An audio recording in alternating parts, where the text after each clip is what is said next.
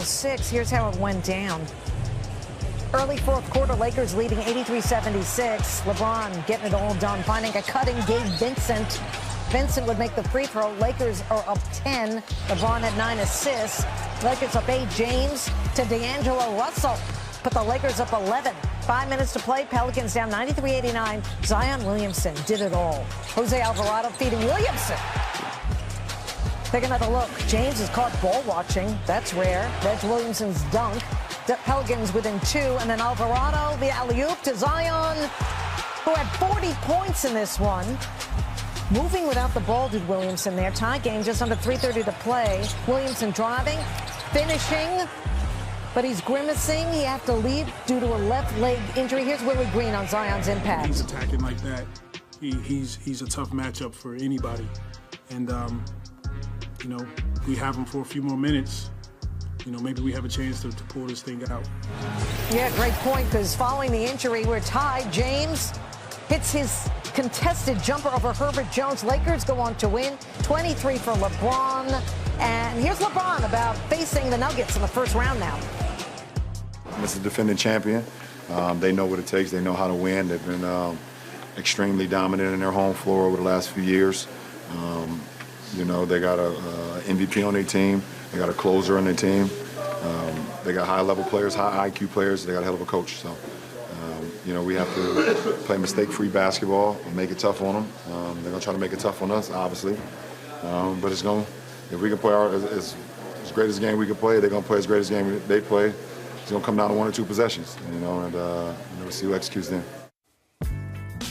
The Lakers and Nuggets are among the best teams in the league since the month of February, ranking in the top 5 in winning percentage and offensive efficiency. But overall, the Lakers went 0-3 against Denver this season and have lost 8 straight matchups overall, including the postseason. Gil, we're going to jump right into it. The Lakers hold off the Pelicans in the play-in tournament. They win 110-106. They beat them by 16, I think, on Sunday. With that win, the Lakers now face the defending champ. The Lakers are the 7th seed. They face the 2 seed Nuggets in the first round of the playoffs, which start Saturday. The Pelicans will play the Sacramento Kings in an elimination game for an opportunity to play the OKC Thunder, who are the number 1 seed. LeBron James had a team high 23 points to go along with 9 assists, 9 rebounds. D'Lo had it going pretty good tonight, 21 points, 7 assists on 5-11 from 3. AD put up 20 points, notched the game high, 15 rebounds. Zion Williamson, 40 points, but walked to the locker room late in the ball game with what Willie Green later described as left leg soreness. Willie Green later described as left leg soreness. For you to leave a game of that magnitude, I think it's a little bit more than soreness. We'll talk about that as we go, Gil. But what did you? Okay, Shams. Where is it at? You didn't put it up here yet. It's not up here.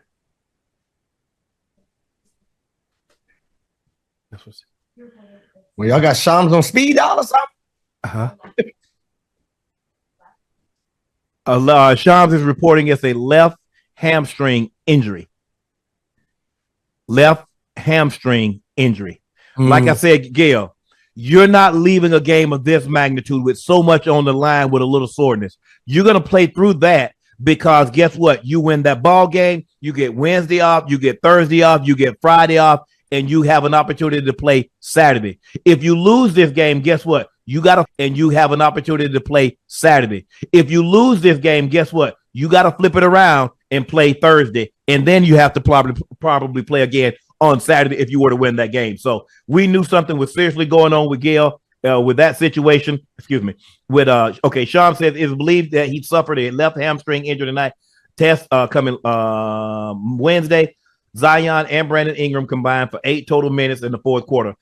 It seems like B.I. was on a minutes restriction because, Gail, you remember he missed the previous 12 games with that left knee contusion. He played Sunday on a minutes restriction, played tonight on a minutes restriction.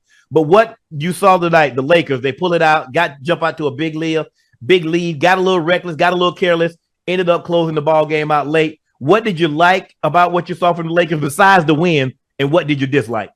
D'Lo came out playing very well, right? He's jump started that first jump started that first half, right? He hit some big threes, to get the game going. And then from there we played pretty solid. I'm not gonna lie.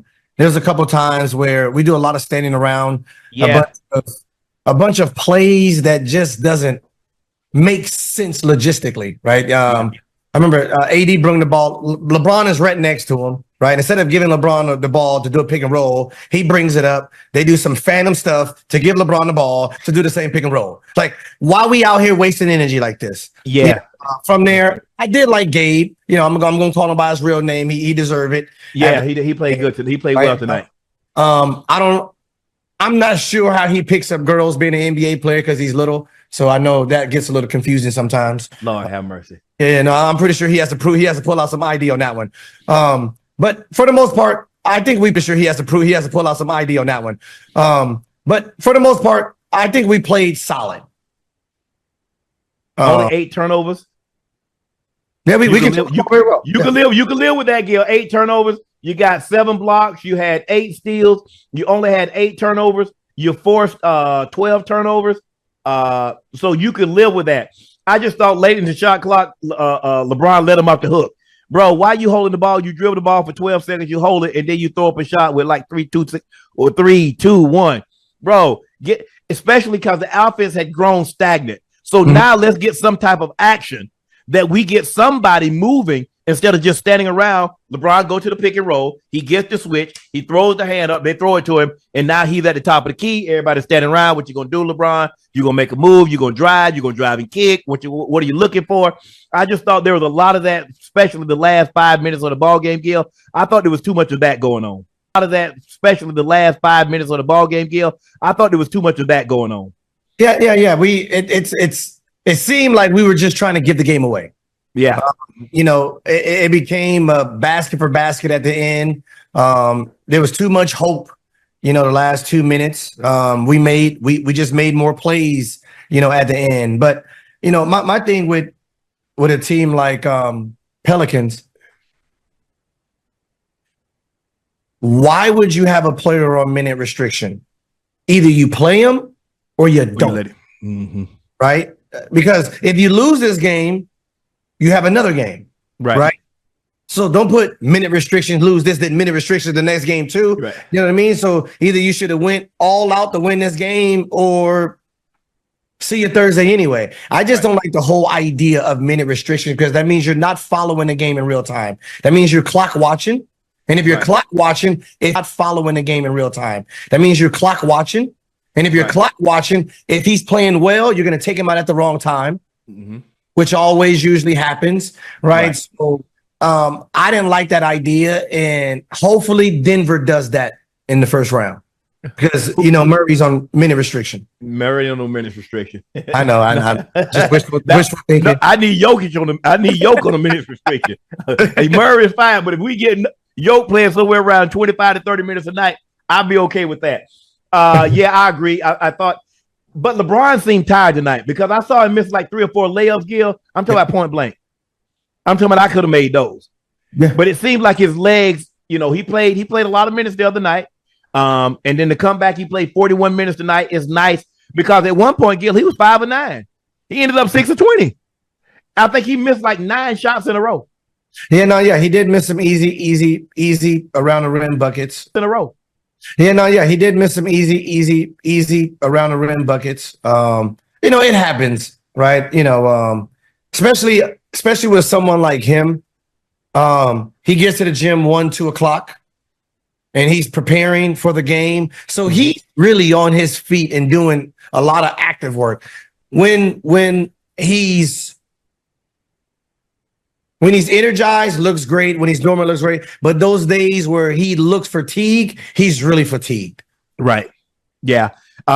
One time he was going a little bit too fast. He made a great move, and then he was traveling too fast. He missed a couple of point blank.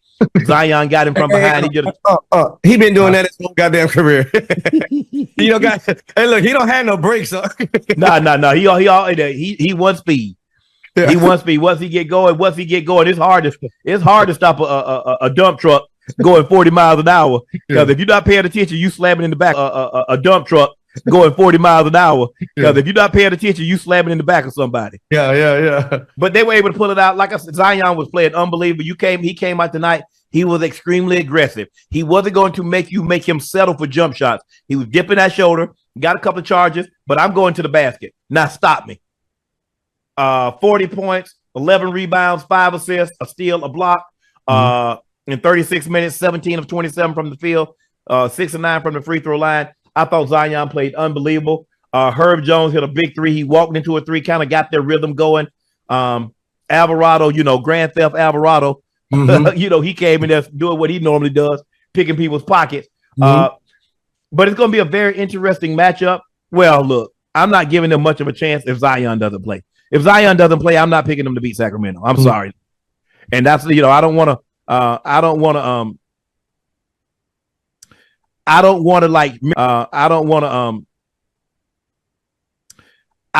to minimize someone, but Zion, the way he was playing tonight, and he's a central piece, and BI is probably going to be on another minutes restriction. And CJ, he came back down there because for the last 10 games, CJ was been off the charts. Yes. Especially like last 7 games. I think he was averaging like 30, shooting 50% from the three. Reality kicks in sometimes. Zion couldn't happen at a better time. Zion, look, whatever money that he lost last year, he earned it. Yeah, he earned it back. The 3 years that wasn't guaranteed, he earned that money back. Right. He played 70-something games. Yeah, he did. He came towards the end. He was playing great basketball. So I know they're hopeful going into the summer, going into next year. So, them getting to the playoffs or not is really not important to them right now. The fact that you finally had the playoffs or not is really not important to them right now. The fact that you finally have a healthy Zion going into the summer. I don't know how this hamstring is. Hopefully it's not too serious where he's not missing big chunks of time in the summer. So I'm very, very proud of the guy. And, I can't wait to see what he does next year. But for them as a group, they can just let it go. Right. So because they won this ball game, the Lakers are the 7th seed. They play the 2 seed, which is the defending champs, the Denver Nuggets. Last year against the Lakers, Nikola Jokic averaged 28 points, 14.5 rebounds, 12 assists on 51% shooting from the floor, 47% from the three. Hence, sweep. What does the Lakers have to do? Because the Lakers are the sweep. What does the Lakers have to do? Because the Lakers are the best team in the clutch. Last 5 minutes, game within 5 points. Pulled another one out tonight. Them and the Mavericks had the best records in the NBA. So we know the Lakers know how to win close ball games, although you couldn't probably tell from last year because they had a couple of situations where the Nuggets just out-executed them, put them in the pick and roll, dribble drive handoff with Jokic and Murray took the game over. If he didn't take it over, Jokic took it over. So what do the Lakers need to do? Because you're not going to stop him, but you got to slow him down. You can't let him have 28, 15, and 12. It's not last year, but, the confidence is on Denver's side, of course. Yes. We are a great last 5-minute teams against everybody but Denver. But the Nuggets. But the Nuggets, right? Way they but the Nuggets, right? Way they play the game, we know between the 2 stars, they are making every single play, right? Either Murray's making a play for himself or others, or Jokic is making a play for himself or others. So the last 5 minutes, those 2 guys are generating everything that's going on. If it's a close game, the Lakers have to understand that there's 2 guys only. They're going to play the 2-man game, and we have to figure out how to control it. And on offense, we don't need no defense inside the game, right? And Torian Prince, I'm sorry, not right now, right? Not right now. Put Rui in, put Reeves in, have D'Lo. if we gonna play 2-man game, we need all shooting threats on the court. We don't need nobody trying to play defense because the guy you're gonna be shooting threats on the court. We don't need nobody trying to play defense because the guy you're gonna be guarding is sitting you're gonna be guarding KCP. He ain't going nowhere. He gonna be in the corner somewhere. All right. We don't need your expert, defense in the corner. So therefore, you don't need to be on the court right now. So hopefully we don't have one of those defensive lineups in the game at the wrong time. Other than that, we're gonna need COVID 2024. Shut it down. AD's gonna need to play like he played when they was in the bubble and he went up against Jokic. He's gonna have to probably give you slightly more than what he averaged. He's probably gonna have to be somewhere around 28 and 15 a game because he's gonna have to look. If you say you're 2 stars. If you say LeBron and AD, neutralize. So whatever they give you offensively, AD and LeBron, whatever Yoke and Murray gives you offensively, LeBron and AD gives you offensively. Now you make it a series. Gives you offensively, LeBron and AD gives you offensively. Now you make it a series. Michael Porter Jr., Aaron Gordon, and KCP against Rui, D'Lo, and Austin Reeves. Who we can win that? See, listen. If we get the D-Lo, I'm about to cut your ass, D-Lo. Whoa, if we get him, they good. hey, they should be telling him, hey, we about to ship your ass to Niagara Falls. You better get in here and get the buckets. If we get D-Lo playing how D-Lo's been playing and not that D-Lo we had last year in the playoff, in that round, we should be fine. Because he has to match Murray point for point. If Murray's averaging 20 and D'Lo's averaging about 15, we win in that series. But if he got 4, no, he can't do that. No, he can't do that. They come off the bench. No, he can't do that. They come off the bench. Reggie Jackson. So our bench is gonna have to and Bron. Those are your energy guys. Those are you guys. When you're at home, the crowd get behind you. He's gonna get a couple of rebounds. He's gonna get a lob.